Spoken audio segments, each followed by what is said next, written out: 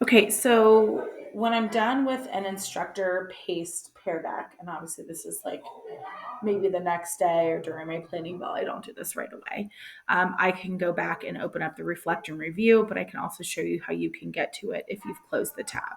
So you can open up this reflect and review, and it will give you some information here. So you can select a student. There's only one student, me, in this last one, but it tells you their responses, um, shows you a breakdown of their work. So this gives you some pretty immediate feedback as to what they did, sort of what the slide looks like, what their answer was.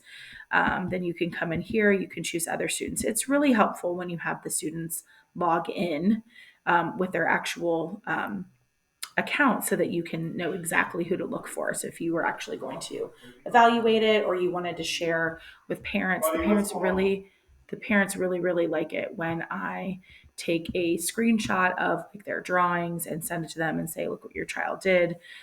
So I like to do that as well. Um, if you go into the dashboard for a lesson, and I can maybe show you an actual one that's has more student responses. This is just another breakdown. And since there's only one student, so let's show you, I'm going to show you one from a different class. All right, so here's my session history. And I have quite a few of them. That's why it's taking so long here. So we could take a look at my last class on Friday here. And we can look at the session. We can open the dashboard and take a look at what my students did on Friday. My Friday class did not get to finish the whole lesson. So some of them are going to be blank. So my first graders, I had them write their name on the slide, on the first slide, because of the whole avatar signing in business. So if I wanted to look for a particular student, then I would be able to come in here and say like, okay, I know that this student was the mammoth and this student was whatever. So I like write your name for the first slide because it gives them something to do while I'm helping everybody else log in. So if I wanted to, I could go in here at this point and I could click on Red Panda. Okay, so I know that the student's the red panda. If I go to the next slide, I can see everybody's. So here's everybody's dots for when we practice that one here. This was a multiple choice question. Everybody got it right. One person did not respond. So this is also really helpful. So if I wanted to go back and figure out who did not give an answer, I can go back here and it's sorted by time. I want it sorted by student. It'll be in alphabetical order. It's easier to find the animals that way. And then I can find the deer, and the deer did not write their name. So it's be interesting to figure that one out. So it could be that the deer is somebody who logged in once and then lost that link and logged back in again.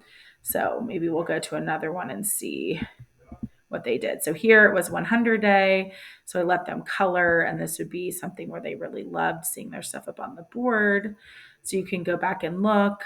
I like this too when I'm in charge of all the screens inside the building, like the TV screens in the hallway. So I like to put student work up there as well. So here's another one, didn't respond. So I have a feeling this student who's the deer is somebody who did not stay logged in the whole time. And then you get into draw whatever you want, and you can go in and I can look at all the things that they wanted to draw. So if there's anything I want to send home, or if there's anything that I want to use as an example. So again, there's the deer with nothing on there. So there is a way for you to go back and look at the history of all of it.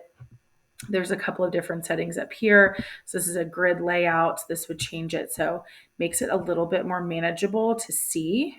Okay, so you can star the response, you can add feedback. I'm not sure that the feedback's going to go anywhere since they didn't log in, but I did use that a lot with the older kids, the feedback piece. Let's see what happens when I press that. Yeah. So I can leave a response here. The feedback doesn't have anywhere to go. I could write great job. And if I press send feedback, I'm not sure that feedback is going to exist anywhere for that student because I didn't have them log in. But it's great for the older kids to give that feedback right on there. You can star it, you can So you have all these choices. And then this one here is the overlaid layout. So this would be everybody's work on top of everybody else, which doesn't really serve much of a purpose here for this one. You've got your class roster here. So if you don't remember who was in there, so you can see the deer never really did their work, but I can see everybody else. And these dots in here, I could, there's all sorts of options, but it also tells you their mood. So if that's something that you were interested in at the beginning, the red, yellow, and green, as to how they were feeling that day. So all of those things are in here. So there's a lot of good data once you've done one of these, especially if it is a student driven assignment where you let them work on their own. Those are the ones that I usually evaluated for a grade. But these are always available inside your dashboard. You can go to your session history and reopen them and be able to evaluate your students that way.